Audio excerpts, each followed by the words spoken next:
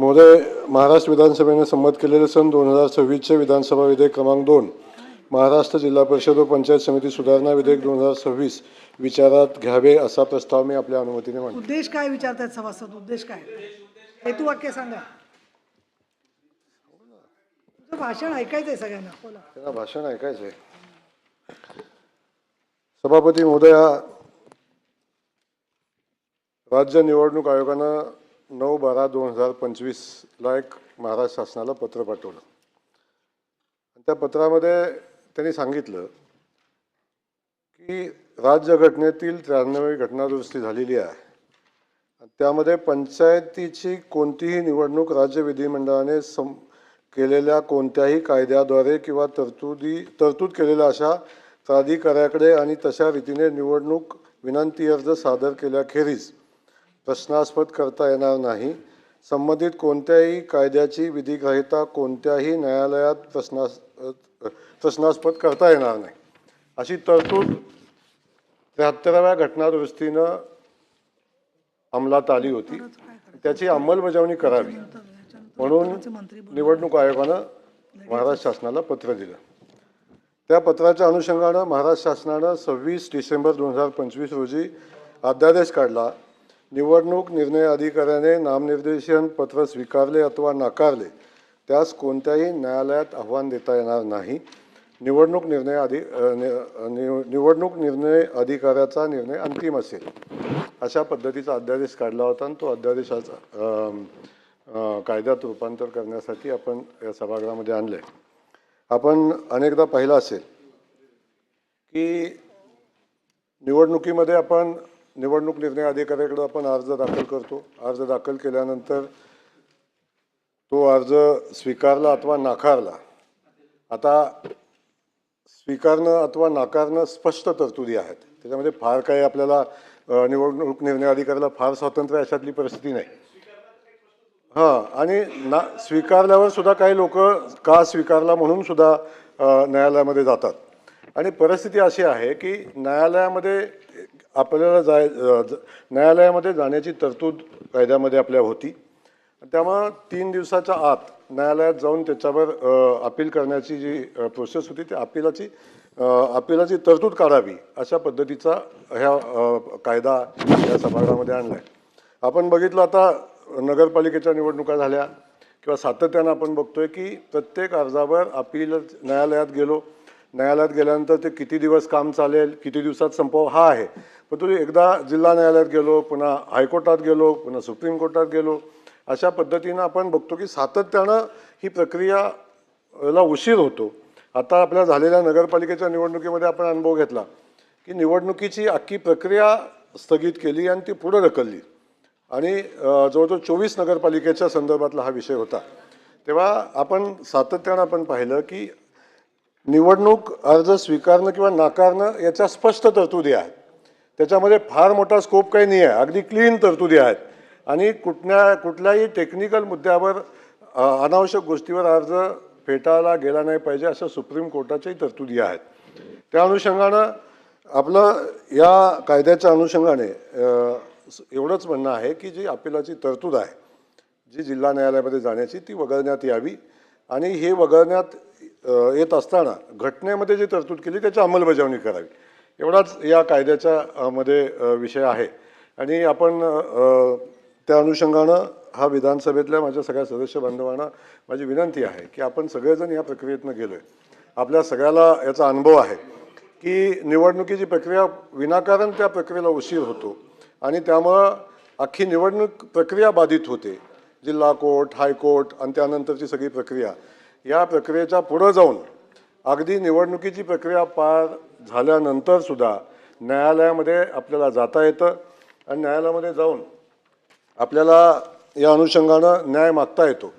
त्यासाठी याच्यामध्ये तरतुदी आपल्याला जिल्हा परिषदेच्या यामध्ये आहे।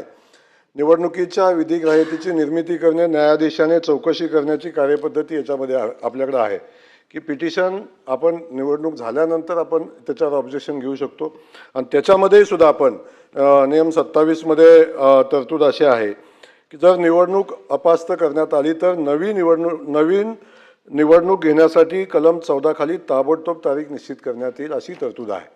त्यामुळं कायद्यामध्ये कोर्टात जायचं प्रोव्हिजन आहे का? तर आहे. परंतु कुठल्या परिस्थितीत जावं? जेव्हा निवडणुकीची प्रक्रिया चालू असताना आपण अर्ज दाखल केल्यानंतर निवडणूक निर्णय अधिकाऱ्यानं त्याच्यावर छाननीचा निर्णय दिल्यानंतर जी प्रक्रिया लांबत जाते ती प्रक्रिया लांबत जाऊ नये आणि घटनेच्या तरतुदीची अंमलबजावणी व्हावी एवढाच याचा उद्देश आहे. यांचाच प्रस्ताव आहे आणि त्यामुळे हो, पण त्याच्या आधी प्रस्ताव असा आहे की महाराष्ट्र विधानसभेने संमत केलेले सन 2026चे विधानसभा विधेयक क्रमांक 2 महाराष्ट्र जिल्हा परिषद व पंचायत समित्या सुधारणा विधेयक विचारात घ्यावे. आता बोला प्रभारी सदस्य शशिकांत शिंदे. सभापती महोदय, विधेयक क्रमांक 2 महाराष्ट्र जिल्हा परिषद पंचायत समितीच्या अधिनियम 1961 यात आणखी सुधारणा करण्याच्या संदर्भातलं विधेयक या ठिकाणी मांडण्यात आलेलं आहे. म्हणजे सरकार बहुमतावर आल्यानंतर काय होतं याची प्रचिती इथं पाहायला मिळते. विधिमंडळामध्ये बहुमतावर आपण मंजूर केलेलं आहे, विधान परिषदेमध्ये सुद्धा मंजूर करा. खरं म्हटलं तर लोकशाही आणि हुकुमशाही, लोकशाहीच्या माध्यमातून या असलेल्या प्रक्रिया चालू राहाव्या, निकोप निवडणुका व्हाव्या ही अपेक्षा निश्चितपणाने सर्वांची आहे. पूर्वीचे नियम आहे, प्रथा आहे, परंपरा. मंत्री महोदयांनी या ठिकाणी खुलासा केला की कायद्यात रूपांतर करण्याची गरज का बसली. मला वाटतं पूर्वीच्या कायद्यात आणि आत्ताच्या कायद्यामध्ये बदल करण्याचा अधिकार हा कोर्टापेक्षा आम्ही श्रेष्ठ आहोत अशा प्रकारचा निर्णय घेण्याची प्रक्रिया ह्या बिलात तुम्हाला पाहायला मिळते. आणि मला वाटतं की ही चर्चा करत असताना बरंच त्यांनी उदाहरणं सांगितली असतील. मग मला वाटतं की मध्यंतरीच्या काळामध्ये निवडणुका घेत असताना अगोदर निवडणुका वेळेवर झाल्या नाही, 2-2, 3-3 वर्ष, 6-6 वर्ष, 8-8 वर्ष निवडणुका झाल्या नाही.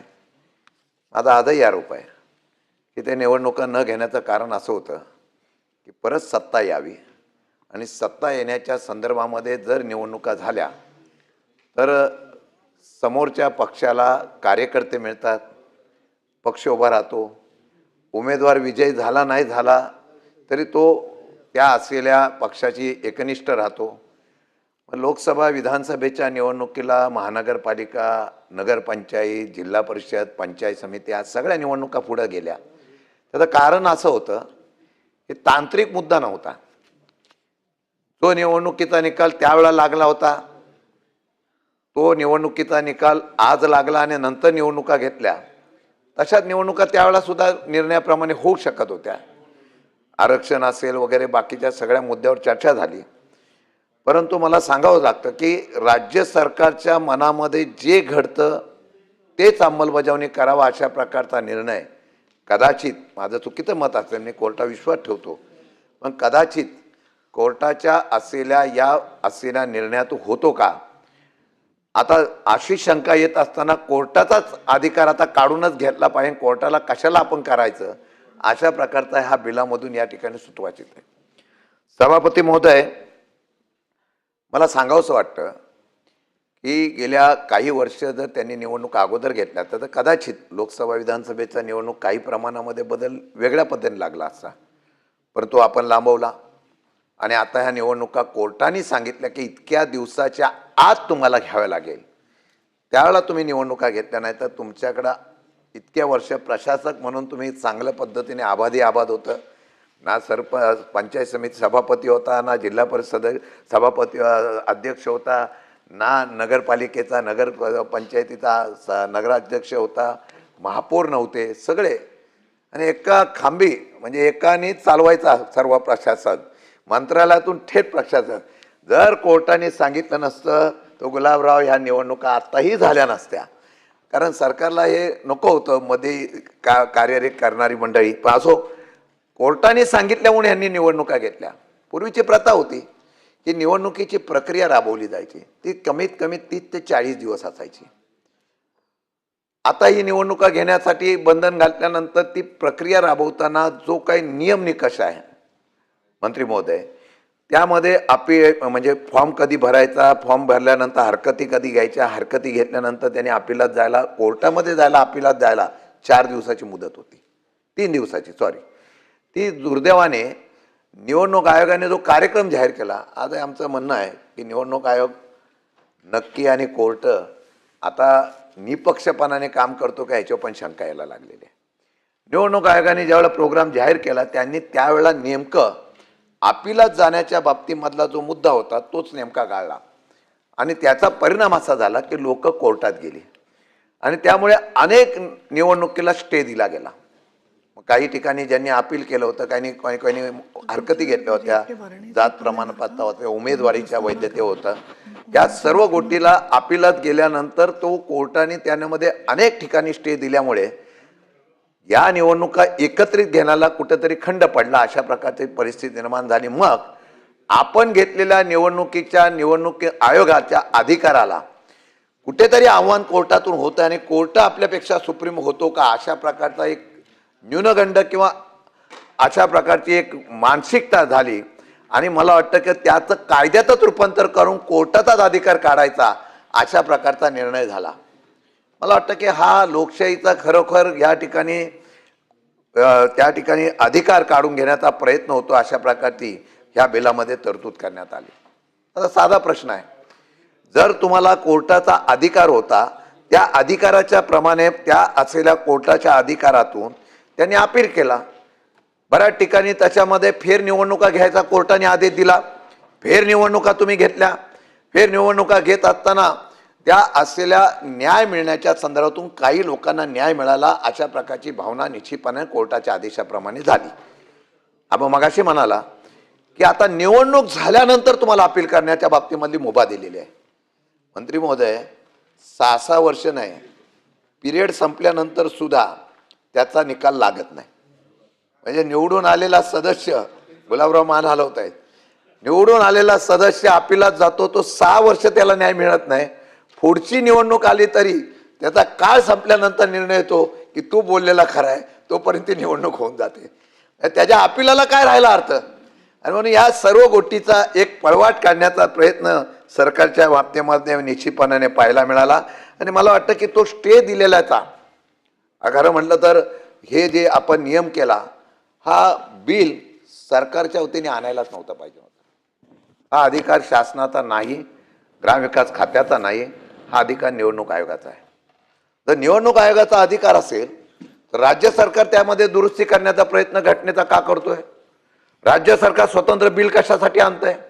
आणि एक बिल नाही, अशा अनेक बिलं आणलेली आहेत की त्या बिलामधून किंवा त्या कायद्यातून लोकशाहीचा खरोखर खून होतो का, अशी शंका या ठिकाणी निर्माण व्हायला लागलेली आहे. आणि सभापती महोदय, या सर्व गोष्टीच्या माध्यमातून आपण सांगितलेलं आहे, नामनिर्देश पत्र स्वीकारणाऱ्या आणि स्वीकारण्यात नकार देणाऱ्या निवडणूक निर्णय अधिकाऱ्याचा निर्णय अंतिम असेल, त्यास कोणतेही न्यायालयात आव्हान देता येणार नाही. आमचं ऑब्जेक्शन इथंच आहे. त्याला मी असं म्हणत नाही, पण निवडणूक आयोग काय निर्णय घेताना तिथले निवडणूक अधिकारी कसे निर्णय घेतात आम्ही बघतोय. अगदी इन कॅमेऱ्यामध्ये एखाद्याला जबरदस्ती घेऊन येतात, त्याच्या समोर बसवतायत, तो विड्रॉल करतो, त्याला रडत बाहेर येतो, मला विड्रॉल करायचा नव्हता पण मला विड्रॉल करायला लावला. ही निवडणूक आयोगाची निवडणूक प्रक्रिया आता सध्या मी पाहतो. निवडणूक अधिकारी तिथे बसलेला राहतो, इतका इम्पार्शिबल, म्हणजे खोटं सांगत नाही. मला वाटतं की मंत्री महोदय सुद्धा त्याला मान्यता देतील. म्हणजे निवडणुकीच्या असलेल्या या सर्व प्रक्रियेमध्ये निवडणूक अधिकारी आणि निवडणूक आयोग तरी निपक्षपणाने आहे का, याची शंका येते. म्हणजे एका ठिकाणी आरक्षण करतात, त्याच्याबद्दल मी ऑब्जेक्शन घेत नाही, पण एखादी वार्ड रचना करताना, एखादी गट आणि गण रचना करताना गोरे साहेब 2 गावं इकडची उतरतात, 2 डोंगराच्या पलीकडे टाकतात. हा निवडणूक आयोगाचा निकष आहे. म्हणजे त्या गावातल्या लोकांना फक्त तो जिल्हा परिषद सदस्य किती वर्षांनी भेटायचे मला माहित नाही. म्हणजे सोयीने अशा प्रकारचे जिल्हा परिषद गट गण करून केलं, पंचायत समिती गण केले, हेच निवडणूक आयोग आहे मी म्हणत नाही. पण राज्यातल्या निवडणूक आयोगाच्या प्रक्रियेवर ज्या वेळेला काही ठिकाणी ज्यांना अधिकार देतो आपण, त्यांनी ज्या पद्धतीने हरकती घेऊन कोर्टात का जावं लागलं त्याला हाऊस नव्हती, पण कोर्टात जाण्याशिवाय पर्याय नव्हता, कारण इथे निर्णयच लागत नाही तर न्यायच मिळत नाही अशा प्रकारची भावना झाल्यामुळे संबंधिताला आव्हान देण्यासाठी कुठेतरी जागा होती, ती जिल्हा न्यायालय होती. आपण तो जिल्हा न्यायालयाचा अधिकार काढला आणि तो जिल्हा न्यायालयाचा अधिकार काढून तुम्ही सांगितलं की आपल्याला कुठेही जाता येणार नाही, आपल्याला जायचं झालं तर निवडणूक झाल्यानंतर जा. मला वाटतं की हुकुमशाहीचा हा असलेला कायदा आणलेला आहे. त्याच्यानंतर आपण सांगितलं महाराष्ट्र जिल्हा परिषद निर्वाचन निवडणूक घोषणाबद्दल 1962 20 महाराष्ट्र पंचायत समिती नियमानुसार आपण या ठिकाणी आणि कालबद्ध रीतीने निवडणुका घेण्याच्या दृष्टिकोनातून आपण हा निर्णय घेतलेला आहे. मला त्याचं उत्तर त्यांनी खरं द्यावं. मी काही उदाहरणं देतो. मंत्री महोदयांकडून अपेक्षा आहे मला की आपण अनेक कायदे केले. एक कायदा तुम्हाला मी सांगतो आणि उदाहरण पण देतो तिथं समोर. आपल्या एका कायद्यामध्ये आपण असं दिलं होतं की आपणच नियम केलेला आहे 2025 महाराष्ट्र अध्यादेश क्रमांक 3. त्यानंतर आपण दिलेला आहे वैधता प्रमाणपत्र सादर करण्याच्या बाबतीमधला अधिकार हा तुमचा आहे. हा तुम्ही सोयीने काढला अधिकारी. पूर्वीचा आदेश होता त्याला बाजूला ठेवून अपील करण्यासाठी 12 महिन्याची मुदत दिली. म्हणजे जात प्रमाणपत्र देण्यासाठी तो जो वेळ दिला नाही तर 12 महिन्याची मुदत दिली. नाही मी त्याच्यावर सांगतो ना, मी सांगतो म्हणजे तुम्ही दिला निर्णय घेतला. म्हणजे आपण काय करतो पूर्वीचा 6 महिन्याची होती 3 महिन्याची होती आता 12 महिन्याची केली. त्याला मुदतवाढ घेतात त्याच्यावर दुमत नाही कारण त्याला संधी दिली पाहिजे. कारण आता प्रमाणपत्र मिळण्यासाठी पण तुम्हाला माहिती आहे काय काय अडचणी आहे. म्हणजे इतकी रांग लागलेली असते निवडणुकीचा अर्ज भरेपर्यंत त्याला प्रमाणपत्र मिळत नाही. आता त्याच्या आणि टेबलाखाली आणि टेबलावरती काय झालं ते मी सांगत नाही. मग माझं म्हणणं असं आहे की तुम्ही एका बाजूला आदेश काढता, एका बाजूला कायदा करता आणि दुसऱ्या बाजूला त्या कायद्याची अंमलबजावणी करत नाही. हे दुर्दैवाने आहे. मग कायद्याच्या चौकटीमध्ये जिल्हाधिकाऱ्याकडे त्याला तशी पहिला तो व्हिडिओकडे अर्ज अपील करतो, तिथून तो निवडणूक अधिकाऱ्याकडे करतो, नंतर तो जिल्हाधिकाऱ्याकडे करतो, जिल्हाधिकाऱ्याकडे गेल्यानंतर तो कमिशनरकडे आयुक्त म्हणजे वरिष्ठ पातळीवर जातो कमिशनरकडे आणि कमिशनरकडे गेल्यानंतर वरती अपील करायचा ना असं तुम्ही नियम केला. मी तुम्हाला काही उदाहरणं सांगेल. आता तुमच्याकडे क्षेत्रमाहुलीचं एक उदाहरण आहे. क्षेत्रमाहुलीमध्ये तुम्ही 4 सदस्य आणि 1 जिल्हा सरपंचाला आपण 3 सदस्य आणि 1 सरपंचाला रद्द करण्यात आलं. त्याने अपील केलं, नियमानुसार अपील केलं, त्या कायद्यानुसार अपील केलं, तरी सुद्धा त्याला तुम्ही अपात्र केलं. काय या कायद्याला करायचं आहे? म्हणजे सत्तेचा वापर कसा करावा हे जिवंत उदाहरण आम्ही तुम्हाला बघितलं. बरं आम्ही त्या ठिकाणी त्या असलेल्या नियमानुसार जनतेतून निवडून आलेल्या सरपंच आहेत, जनतेतून निवडून आलेल्या लोकांनी निवडून दिलेल्या सदस्य आहे, त्यांनी सांगितलं की मुदतीत आम्ही दिलं नाही परंतु या कायद्याप्रमाणे आम्ही मुदतीत आता अर्ज करतोय त्याचा आपण व्हॅलिडिटी द्यावी. 6 महिने झाले, वर्ष झालं, त्याचा निर्णय दिला नाही. त्याला अपात्र करून टाकलं आणि निर्णय दिला नाही. का? प्रचंड दबाव. हे सध्या सगळे अधिकारी आणि कोर्टाला मी दोष देणार नाही पण सगळे एवढे दबावाखाली काम करतात की निर्णयच घेऊ शकत नाही. मग काय करताय? तुम्ही नियम आणि हे कायदे करून करणार काय? आता सुद्धा आयुक्ताकडे प्रकरण पडलाय, आपण तर दिला नाही निर्णय. आता तो तुमच्याकडे अर्ज येईलपर्यंत मला वाटतं तोपर्यंत त्यांची पण मुदत संपून जाणार. अजून सुद्धा आयुक्ताकडे तो अर्ज पडलेला असताना सभापती महोदय त्यांचा निर्णय झाला नाही. दुसरं प्रकरण सांगतो. खेड ग्रामपंचायत आहे. मी माझ्या इकडचे 2 सांगतो, असे बरेच राज्यामध्ये प्रकरणं घडलेली आहे. तिथे तुमच्या नियमानुसार एखाद्या ठिकाणी सरपंच त्या ठिकाणी किंवा ग्रामसेवक मंत्री महोदय या असलेल्या भ्रष्टाचारामध्ये सापडला की त्याला ताबडतोब कारवाई करण्याची तुमची कायद्याची प्रोव्हिजन आहे. त्यामध्ये अधिनियम 54 प्रमाणे तुम्ही तरतूद केलेली आहे. हा तुमचा आदेश आहे जी अर्ज. आता त्याला सीओ पासून सगळ्यांनी सांगितलं की हे खरं आहे, याच्यामध्ये तो भ्रष्टाचारात अडकलेला आहे. हे सीओचा रिपोर्ट गेलेला असताना सुद्धा अजून सुद्धा त्याच्यावर कारवाई झाली नाही. आता त्याचा पिरियड संपेल, परत त्याच्यावर कारवाई कधी होणार? म्हणजे भ्रष्टाचार केलेलं सिद्ध सगळं सापडलंय, सीओचा रिपोर्ट गेला तरी गेले वर्ष 1.5 वर्ष त्याच्यावर कारवाई नाही. अर्थ मला असा सांगायचा आहे, तुम्ही कायदे कशाला बनवता? तुम्ही एवढा सत्तेचा वापर जोरदारपणे करताय, यासाठी कायदा बनवण्याची गरजच काय? त्यापेक्षा तुम्ही डायरेक्ट आदेश काढत जा. आता काही दिवसांनी तसंच होणार आहे. आपल्याला जर तुम्ही एखाद्या वेळा नियम करता, एखाद्या वेळा कायदा करता, त्या कायद्याच्या प्रयोजनपणे सर्वांना समान न्याय दिला पाहिजे. परंतु तो समान न्याय न देता तो आपला नाही म्हणून कारवाई करण्यासाठी विलंब करा, कारवाईच करू नका अशा सांगितल्यानंतर IAS असलेले ऑफिसर सुद्धा मग तो निर्णय घेण्यासाठी प्रलंबित करताय. हे दुर्दैवाने मला इथं सांगावं लागतं. कुठे आहे तुमची लोकशाही? कुठे आहे तुमचा न्याय? म्हणून तुम्ही ज्यावेळेला काही कायदे घेऊन येताना त्याला टाइम बाइंडिंग ठेवा. आणि तुम्ही इथं ठेवलेलं आहे टाइम बाइंडिंग, तरी सुद्धा होत नाही. किती दिवसामध्ये निर्णय दिला पाहिजे, किती दिवसामध्ये त्याचा निर्णयाचा अपील झालं पाहिजे. मग तुम्ही एकदा हा जसा कायदा करता तसा अपिलाचा कायदा जिल्हाधिकारी स्तरावर किंवा CO स्तरावर ठेवा ना. आणि त्याला जर चॅलेंज कोणी दिलं तर तुमच्याकडे अपील केल्यानंतर इतक्या दिवसात त्याचा निर्णय लावू, हे तरी धाडस दाखवा ना. तुम्ही ते दाखवत नाही. कारण सोयीने कायदा करायच्या बाबतीमधली भूमिका तुम्ही करताय. आणि हे करण्याच्या बाबतीमधला निर्णय एवढाच आहे. आणि हा सुद्धा तुम्ही केलेला जो आहे की आता कोणी आम्हाला आव्हान करण्यासाठी जाऊ नये, लोकशाहीतून चॅलेंज करू नये. कारण निवडणूक आयोगाकडे गेलं की तो काय ऐकत नाही, कोणाकडे गेलं की तो ऐकत नाही. फक्त आता एक आहे, कोर्टात कधीतरी आमचं ऐकेल, कधीतरी कोर्ट आमचं ऐकेल, एवढंच अपेक्षा होती. त्याला पण तुम्ही बंद करून टाकलं. त्याला सुद्धा बंद करून टाकलं. म्हणजे आम्ही आता न्याय कोणा? आता राष्ट्रपतीकडे जावं. आता दिल्लीला एखाद्या ग्रामपंचायतीचा विषय घेऊन जायचा, दिल्लीला आपण पंचायत समिती जिल्हा परिषदेचा विषय घेऊन जायचा. मला वाटतं हे अवघड आहे. म्हणून हा कायदा आणण्यासाठी तुम्ही जो मुद्दा घेतलेला आहे त्या मुद्द्यामध्ये तुमची जी मानसिकता जी आहे ती मानसिकता हुकुमशाहीची आहे. मला वाटतं गोरे साहेब तुम्ही सामान्य ह्याच्यातून लढत वरती आलेला आहे, संघर्षातून वरती आलेला आहे. तुमच्यासारख्या मंत्र्यांकडून आम्हाला अपेक्षा आहे की सामान्य लोकांना न्याय मिळण्यासाठी कुठंतरी असावं, अशा प्रकारचं देणं गरजेचं आहे. आणि मला वाटतं की हे सर्व तुम्ही मगाशी नगरपंचायत नगरपालिकेचा विषय सांगला. नगरपंचायत नगर परिषदेमध्ये काय झालं आपल्याला माहिती आहे. नगरपंचायत नगर परिषदेमध्ये सुद्धा लोकांना या संदर्भामध्ये न्याय मिळाला नाही. वार्ड रचना, बाकीची रचना याच्या संदर्भामध्ये इतका म्हणजे पहिली 1 होती, 2 केली, महायुती झाल्यानंतर 4 केली, 3 केली, 2 केली. का? तर बंडखोरी होऊ नये. जर लोक विरोधात गेली तर काय होतील.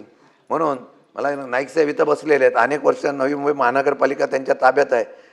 त्यांच्याकडे 3-3, 4-4 वार्ड म्हणजे माणसांना लोकशाहीतून एखाद्याला चांगला कार्यकर्ता असेल, तो एकटा उभा राहिला तर तो निवडून यायला पाहिजे. पण तो 3 जागांना घेऊन निवडून येऊ शकत नाही ना. तुम्हाला माहित होतं की तुमच्याकडे बंडखोरी फार होईल. कारण 3 लोकांना एकत्र घेऊन सरकार चालवायचं म्हणजे बंडखोरी फार होईल. आणि म्हणून तुम्ही काय केलं की नाही मग 4, मग तो विचारा किती ताकदीचा असला, बाजूला 3 जण नसले तर तो उभा कसा राहू शकतो. आणि म्हणून ह्या सर्व गोष्टीतून कायदे सोयीने करण्याच्या, आता पुढच्या निवडणुकीला आता 3रा कायदा तुम्ही आणाल, 100% 3रा कायदा आणणार. त्यावेळीची परिस्थिती बघून जो काही निर्णय घ्यायचा तो निर्णय घेण्याच्या बाबतीत मला निर्णय तुम्ही त्या ठिकाणी घेण्याचा प्रयत्न करेल. आणि मला एक कळत नाही की आपण ह्या कायद्यामध्ये बदल करण्याच्या बाबतीत मला निर्णय घेण्याची गरज का तुम्हाला आली. फक्त तुम्ही जर सांगितलं असता की निवडणुकीच्या असलेल्या कालावधीचा पिरियड वाढवला असता, तो 30 दिवसाचा, 26 दिवसाचा, आणि तुम्हाला वाटलं तर कधी 8 दिवसाचा सुद्धा करू शकाल. त्यामध्ये पूर्वीच्या प्रमाणे अर्ज भरण्याची तारीख, त्यानंतर छाननी तारीख, छाननी पण 1 दिवस, त्यानंतर छाननी केल्यानंतर लगेच त्याच्यामध्ये आपण हरकतीचा पण 1 दिवस, आणि 1 दिवसानंतर तो कागदपत्र कधी गोळा करणार. उमेदवार तुम्ही अचानक डिक्लेअर करता. समजा मी उभा राहिलो, मी जिल्हा परिषद उभा राहिलो, माझ्या कुठं थकबाकी असेल, माझी कुठे काय अडचण असेल, तर ती गोळा करायला लोकशाहीने संधी तर द्या.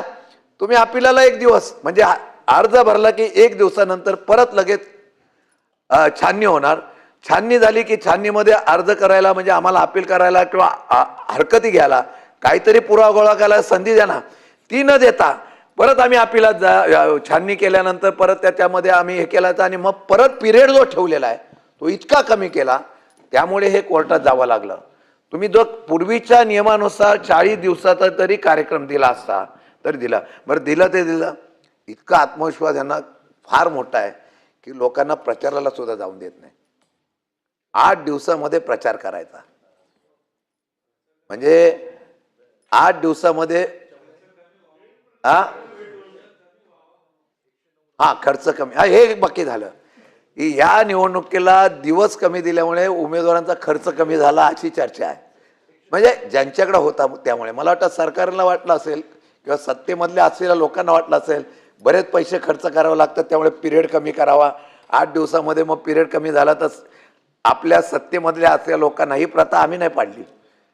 पूर्वी निवडणुका कशा व्हायच्या, पूर्वीच्या निवडणुका लोकशाहीने व्हायच्या, विकास कामावर व्हायच्या, वेगवेगळ्या प्रकारच्या प्रश्नावर व्हायच्या, आरोप प्रत्यारोप व्हायचे, सभा गाजायच्या. हल्ली सभाच होत नाही. हल्ली सभा होत नाही म्हणजे 8 दिवसामध्ये राज्याचा नेता कुठे कुठे फिरेल. आणि आता तर हेलिकॉप्टर आणि विमानाचं पण खरं सांगता येत नाही. तो विमानाने हेलिकॉप्टरने जायचा म्हटल्यानंतर सुद्धा तो आता जाईल का नाही ही पण शंका यायला लागलेली आहे. हा ना, नाही तर काय काय पक्षाचा खर्च जर दाखवला ना दादा, म्हणजे तो खर्च आता कोणी निवडणूक आयोगाला मागितला नाही, पण एकेका पक्षाचे 5-5, 7-7 हेलिकॉप्टर बुक होते निवडणूक होईपर्यंत. तुम्ही गोरे साहेब जरा महिनाभर दिला आता तुम्हाला सोलापूर, सातारा कुठे कुठे फिरायचं प्रचार करणार. आमच्याकडे नव्हता, मी एकट्याने वापरला. तो पण काय वापरला माहिती आहे का, त्याचा खर्च दाखवतो वाटल्यास. तो पण आमच्याकडे असा होता की तुमच्याकडे शिल्लक राहिलेला शेवटचा. तो बरं झाला आता या ॲक्सिडेंटमध्ये त्या कंपनीमध्ये आमच्याकडे राखीव असलेला कोट्यामधला हेलिकॉप्टर म्हणजे तो कोणच वापरत नाही, तो आमच्याकडे आला होता कोट्याला. तरी पण आम्ही प्रचाराला गेलो. पण माझं म्हणणं असं होतं की प्रचाराच्या संदर्भामध्ये वेळ मिळाला असता तर लोकांवर सरकारच्या वतीने मी कसं चांगलं काम केलं हे सांगण्याची वेळ आली असती, चांगल्या प्रकारचा प्रचार झाला असता. प्रचारच नव्हता, प्रचार करायची गरजच नाही कारण निवडणुकीचा नवीन फंड आलेला आहे. जिंकायचं कसं ह्याचा नवीन अध्याय आलेल्यामुळे ह्या सगळ्या काही पिरियड 8 दिवसाचा ठेवला, 4 दिवसाचा ठेवला. 8 दिवसामध्ये अख्ख्या राज्यामध्ये माझ्याकडे जिल्हा परिषद मला वाटतं 12 जिल्हा परिषद निवडणुका होत्या, तेवढ्या पंचायत समित्या होत्या, नगरपंचायत नगरपालिकेच्या निवडणुका तेवढ्याच होत्या. कुठे कुठे फिरले, कुठे नाही फिरता आलं, वेळच देता आलं नाही. आणि द्यायचा तरी कसा. या निवडणुकीला अख्ख्या विदर्भामध्ये नाही पण बाकीच्या उर्वरित महाराष्ट्र वगैरे सगळी निवडणूक होत्या सभापती महोदय. कारण निवडणुका घेत असताना त्यांना आत्मविश्वास होता. लाडक्या बहिणीचा परिणाम विधानसभेत लोकसभेला पाहायला मिळाला. विधानसभेला नंतरचा परिणाम बघितला तर आम्ही नाही म्हणत, सगळेच म्हणतात. म्हणून ते मगाशी म्हणाले गर्जे साहेब की खर्च कमी झाला. खर्चाचं प्रमाण बघितल्यानंतर मरणे मामा तुम्ही पण निवडणुका लढवल्या, फार भयानक आहे. इथं सभागृहात सारखी चर्चा होते 5,000, 10,000, 15,000, 20,000. खरं म्हटलं तर सत्तेमध्ये लोकांना वाटलं असेल 8 दिवसाचा पिरियड ठेवला तर काही खर्च जरा कमी होईल, असं पण असेल कदाचित यामध्ये नियमावली करताना.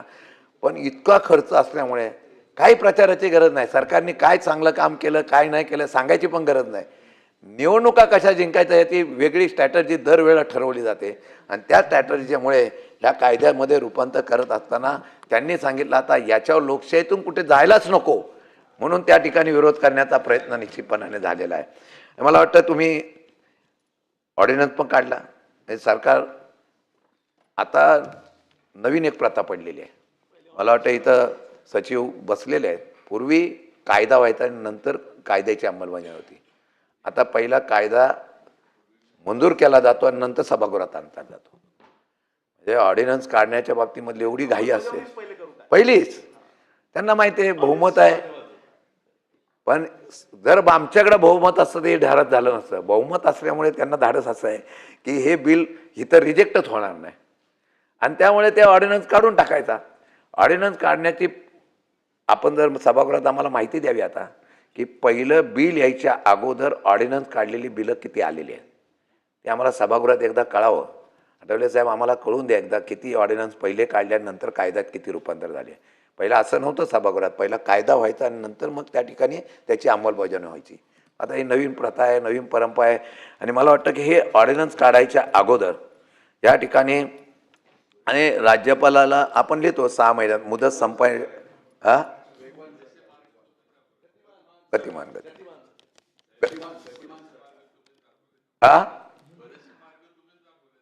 हा. ते मार्ग आम्हाला नंतर कळायला लागले की हे मार्ग आम्ही दाखवले ती चूक झाली. पण हे सरळ करण्याच्या बाबतीत मला निर्णय घेतला. आता आपण सांगितलं विसर्जित जिल्हा परिषद जोपर्यंत चालू राहील तोपर्यंत उर्वरित कालावधी 6 महिन्यापेक्षा कमी असेल त्या बाबतीत कालावधीसाठी जिल्हा रचना करण्याकरता कणव कोणती. आता मध्ये तुम्ही एक आदेश काढला परवाच्या दिवशीच काढला. ग्रामपंचायतीचे सरपंच साहेब तुम्हाला कधी कधी ही लोक अडचणीत आणते, जरा अधिकाऱ्यांशी अभ्यास करून निर्णय घ्या. ग्रामपंचायतीच्या सरपंचाचा तुम्ही निर्णय काढला की मुदत संपली तरी ग्रामपंचायतीचा जो सरपंच असेल तो पुढची निवडणूक होईपर्यंत तो कायम राहील. 6 महिन्याने 1 वर्षाचा पिरियड त्यांनी टाकला त्याच्यात. पण पूर्वी पण असे निर्णय झालेले आहेत. म्हणजे आता निवडणूक घ्यायचीच नाही अशासाठी काय होतो का शंका यायला लागली. उद्या नगरपालिका महानगरपालिकेचे महापौर सुद्धा निवडणूक होईपर्यंत त्यांना कायम ठेवण्याच्या बाबतीमधला निर्णय येतील. 6 महिन्याचा आणि 1 वर्षाचा कालावधी कधी आम्हाला मग परत सांगतील की हा 6 महिने संपला तर परत 6 महिने पुढे वाढवून द्यायचा का. मला वाटतं की कोर्टाने सुद्धा तो रद्द करण्याच्या बाबतीमधला निर्णय घेतला आणि ह्या सरकारने जो निर्णय घेतला होता त्याला मागं घेण्याची नामुष्की सुद्धा तुम्हाला आली. कोर्टाने त्यामध्ये सांगितलं नाही घेतला का कोर्टाने सांगून सुद्धा केला नाही. हा आपण सांगा आम्ही वाचलं ते बोलतो. आम्ही बोलतो कदाचित उद्या असा नवीन ऑर्डिनन्स तुम्ही आणाल कोर्टाने जरी घ्या असलेल्या आदेशाला सुद्धा कोर्टाने हस्तक्षेप करू नये असा सुद्धा तुम्ही निर्णय आणाल. ते काय सांगता येत नाही. हा आणू शकता.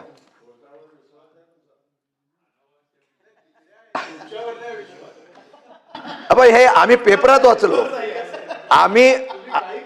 आम्ही पेपरात वाचलं की सरपंचाला जी काय प्रशासक म्हणून आपल्याकडे प्रशासक सुद्धा किती वर्ष ठेवले. आता सुद्धा प्रशासक आहे काही ग्रामपंचायतीवर. आपण आता प्रशासक सुद्धा ग्रामपंचायतीच्या निवडणुका मुदतीत होत होत्या आता त्या सुद्धा होत नाही. त्यामध्ये त्यांना पण प्रशासक ठेवले 1-1, 2-2, 3-3 वर्ष प्रशासक तिथं नेमलेले आहेत. आणि या प्रशासकाच्या बाबतीमध्ये आपण निर्णय घेतला की आता प्रशासक राहणार नाही, तो ग्रामपंचायतीचा सरपंच असेल तो सरपंच पुढच्या 6 महिने त्याच्यावरती नाही अशा प्रकारचा तुम्ही प्रशासक म्हणून त्यांना नियुक्ती केली. त्याला कोर्टाने स्टे दिला असेल आपण खुलासा करावा. माझा कदाचित चुका असेल परंतु वेगवेगळ्या प्रकारचं न्यायालयामध्ये आपण आव्हान न देऊ म्हणून तुम्ही त्याप्रमाणे निर्णय घेण्याच्या बाबतीत मला निर्णय घेतला. मला वाटतं की आपण ह्या सर्व गोष्टीच्या बाबतीमध्ये निर्णय घेत असताना राज्यपालांना सुद्धा किती ऑर्डिनन्सवर सह्या कराव्या लागतात खरं विचारायला पाहिजे. मी त्या दिवशी बोललो त्यांच्या नावामध्ये आचार्य आहे, देववर व्रत आहे, त्या देवाला तरी निदान ह्या सह्या करण्याच्या संदर्भात सांगू नका. चुकीचे निर्णय चुकीचे लोकशाहीला हा सरळ धोका आहे. लोकशाहीच्या माध्यमातून जर कोणाला अर्ज त्याला कोणी अपील त्याने कोर्टात न्याय मागू नये अशा प्रकारचा निर्णय घेण्याच्या बाबतीत मला निर्णय घेत असाल तर मला वाटतं या ठिकाणी आपलं चुकीचं आहे असं माझं म्हणणं आहे. म्हणून हे तुमचे निर्णय तुमचे सगळे या आहे. खरं म्हटलं तर कायदा झाला तर त्याची अंमलबजावणी करा. मी 2 ग्रामपंचायत सांगितल्या अशा बऱ्याच ग्रामपंचायती आहेत. आपण माहिती घ्या कुठे कुठे अशा प्रकारचे अपील आहेत, त्याला किती दिवस लागले किती वर्ष लागले काय करताय ह्या सर्व गोष्टीचा आढावा घेणं गरजेचं असल्यामुळे मला वाटतं की आपण या असलेल्या बिलाला हा मी विरोध करतोय. या बिलाच्या संदर्भामध्ये जे काही आपण एक हुकुमशाही आणण्याचा प्रयत्न होतो आणि हुकुमशाही फार काळ चालत नसते. आपण या जगाचा देशाचा सगळा आणि पूर्वीचा इतिहास बघितला. ज्यांनी हुकुमशाही केली ते सगळे संपले.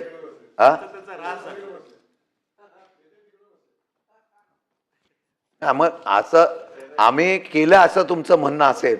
मला वाटतं दादा नेहमी म्हणताना सत्य म्हणतात. मी त्यांचा उल्लेख मुद्दाम करतो. ते नेहमी म्हणतात त्यांच्या अनेक उदाहरण ते प्रामाणिकपणाने सांगतात की जो काही अति करतो त्याची माती होते. जो कोण ताम्रपट घेऊन आलेला नाही तो सरळ असेल त्याने व्यवस्थित झालं नाही तर ह्याच जन्मामध्ये हितच त्याला उत्तर द्यावं असं असतं. मला वाटतं ही हुकुमशाही आहे. हुकुमशाही आम्ही केली असं तुमचं म्हणणं आहे म्हणून आम्ही इथं बसलो. तुम्ही जास्त केली तर तुम्ही इथं याल. ती येऊ नये म्हणून हे बिलं काढू नका. येऊ नये म्हणून बिलं काढू नका. आणि ती बिलं काढण्याच्या संदर्भातला आपण जे निर्णय घेताय, वेगवेगळ्या प्रकारचे आदेश काढताय, आदेश लादताय, लोकांच्या मनामध्ये असो नसो तरी लादण्याचा प्रयत्न करताय, ते मला वाटतं की ते चुकीचं आहे. आणि आता तुम्ही परत कॉप्शनचे घेणार आहात, तो झाला कायदा? कॉप्शनचे कायदे झाले का जिल्हा परिषद पंचायत समिती? इतकी लोकांची मागणी आहे ना भाई यांच्याकडं, इतकी गर्दी झालेली आहे की कोणाला कुठे कुठे अध्यक्ष करायचं याच्या संदर्भामध्ये आता तो पण कायदा करायचा चाललाय कॅबिनेटमध्ये. 3 सदस्य 10च एक का 5च एक असा आहे. आणि म्हणजे काही करा, आपण काय करायचं ते करा. आता आमच्याकडे आहेच काय? असं आहे, त्यांनी गाय मारले म्हणून तुम्ही वासरू मानायचा, हा कुठला नवीन नियम आणला?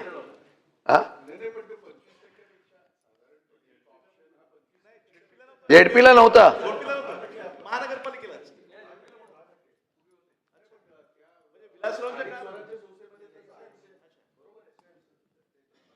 त्यांनी आता ते पण करायचा निर्णय घेतलेला आहे.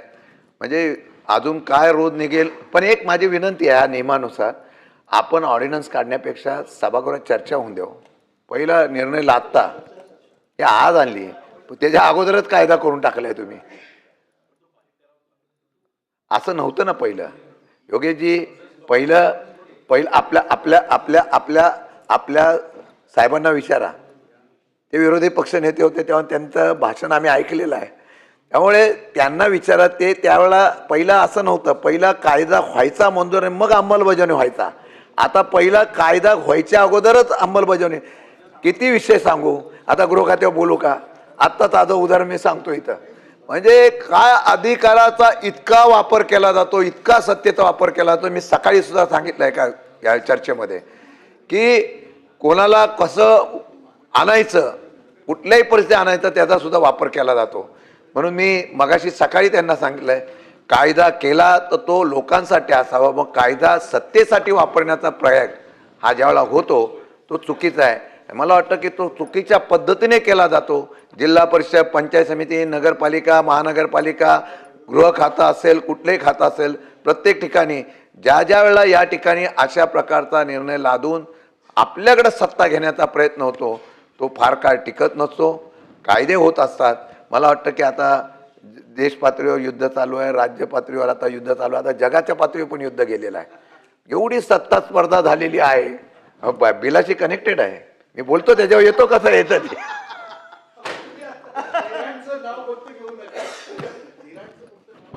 नाही नाही नाही नाही, मी हुकुमशाहीचं सांगतोय. हा, हुकुमशाही कशा पद्धतीने जगाव का अशांतता आली? सत्ता स्पर्धा, बाकी काय नाही. राज्यात पण ती सत्ता स्पर्धा आहे. जगामध्ये ही सत्ता स्पर्धा का निर्माण झाली? मी मोठा का, मी शक्तिशाली का, हे दाखवण्यासाठी स्पर्धा झाली. त्यातून मग बंधनं, त्यातून कायदे, त्यातून जबरदस्ती हे करण्याचा प्रयत्न झाला. तोच प्रकार आता देशात आला, तोच प्रकार आता राज्यात आला. देशात सुद्धा असंच आहे. कुठे नियमाने चाललंय, कुठे लोकशाहीने चाललंय, अजिबात चाललेलं नाही, अजिबात चाललेलं नाही. परंतु तोच प्रकार आता खाली राज्यामध्ये गुरवला जातोय. राज्यामध्ये सुद्धा कधीतरी सामान्य माणसाचा अधिकार जो आहे तो तरी जिवंत राहून द्या. काही दिवसांनी तुम्ही एवढं पण करा, मतदानाचा सुद्धा अधिकार काढून घ्याल. घेतलेलाच आहे म्हणा, त्याच्यावर शंका आहे आमची अजून ईव्हीएम मशीनवर. हा, बरोबर आहे. आता मंत्री महोदय याच्यावर आपण सविस्तर चर्चा करू. आपल्याला पण माहिती आहे, म्हणजे या मतदारसंघाची नावं उचलायची आणि त्या मतदारसंघात टाकायची. डबल टिबल नावं आली तरी ती घ्यायची. तो एक माणूस 100 माणसाच्या मागं ठेवलेला आहे. तो गाडी करतो, मतदान करून आणतो, परत घेऊन जातो. अशी 10-10, 15-15, 20-20 हजार मतदार एका वार्डात आहे. म्हणजे नगरपंचायतीच्या हद्दीमध्ये, लोकशाही म्हणून सांगतो, नगरपंचायतीच्या हद्दीला लागून असलेली नावं ही जिल्हा परिषद पंचायत समितीला टाकतात. आणि ती निवडून म्हणजे लोकशाहीवर आपण बोलतो ना, तेव्हा लोकशाहीवर बोलत असताना मला खरी शंका येते. निवडून येण्यासाठी वेगवेगळ्या प्रकारचे पेत्रे वापरले जातात. मी कसा निवडून आलो पाहिजे यासाठी नियोजन केलं जातं. म्हणून सामान्य माणसाचा मतदानाचा अधिकार मिळाला पाहिजे, मिळालाच पाहिजे. आता ईव्हीएम मशीनवर तर आज शंका आहेत. ते मतदान त्यांना मिळतं का नाही मिळतं. मग तुम्ही म्हणाल तुम्ही काही लोक निवडून येतात, मग तिथं निवडून आलेल्या तिथं मतदानावर तुम्ही ऑब्जेक्शन घेत नाही. फार हल्ली बुद्धिवंत याच्यावर देश चाललेला आहे. ज्याच्याकडे बुद्धी आहे तो राज्य करेल, आणि तशा प्रकारचं राज्य करण्याचा प्रयत्न निश्चितपणाने होतो. आता आम्हाला बघा ना, मी दत्ता मामाने आम्ही सगळी आघाडी केली, कारण बोलत टिकलं पाहिजे ना आपण आघाडी केली का नाही, की नाही टिकलं असतं तर काय ह्यांनी खाऊन टाकलं असतं सगळ्यांना. म्हणून हे कायदे करताना सुद्धा मामा हे कायदे करताना सुद्धा बारकाईने बघा, हे कायदे करताना सुद्धा आपल्याला विचार करावा लागेल. माझ्या माहितीप्रमाणे हा कायदा हा लोकशाहीला घातक आहे. अपील करण्याचा कोर्टाचा अधिकार कायम राहावा आणि कोर्टाला मुदत द्या की किती दिवसात निर्णय घ्यावा, याच्या संदर्भातला निर्णय घ्यावा अशीच आमची विनंती आहे. काही सूचना आम्ही केलेल्या आहेत. निदान लोकशाही जिवंत ठेवायचं असेल तर टाईम बाइंडिंग द्यावा की अपील केल्यानंतर किती दिवसामध्ये निकाल दिला पाहिजे. तो वर्षानुवर्ष जर थांबत असाल तर काही लोकशाहीचा अर्थ नाही. ते डॉक्टर बाबासाहेब आंबेडकरांचा विचार आम्ही नाव घेतो, छत्रपती शिवाजी महाराज शाहू फुले आंबेडकरांचं नाव घेतो, पण त्या विचाराच्या बाबतीमध्ये आता खरोखर लोकशाही चालली आहे का. अपील 5-5 वर्ष होत नसेल, अपील 2-2 वर्ष होत नसेल, मी सांगतो तोपर्यंत निकाल लावायचाच नाही, अशा प्रकारची भूमिका जर आली तर त्याला काय लोकशाही राहणार आहे. त्यामुळे ह्या बिलाला आम्ही किती विरोध केला तर तुम्ही मंजूर करूनच घेणार, निर्णय लादणार. पण ज्या वेळा खरं आहे तुम्ही निर्णय लादणारच आहात आणि तो निर्णय लादण्याचा प्रयत्न आपला झाला तरी जनता शेवटी निर्णय घेईल, आणि तो वेळ फार लांब राहिलेला नाही. तरी मी या बिलाला विरोध करतो आणि इथं थांबतो.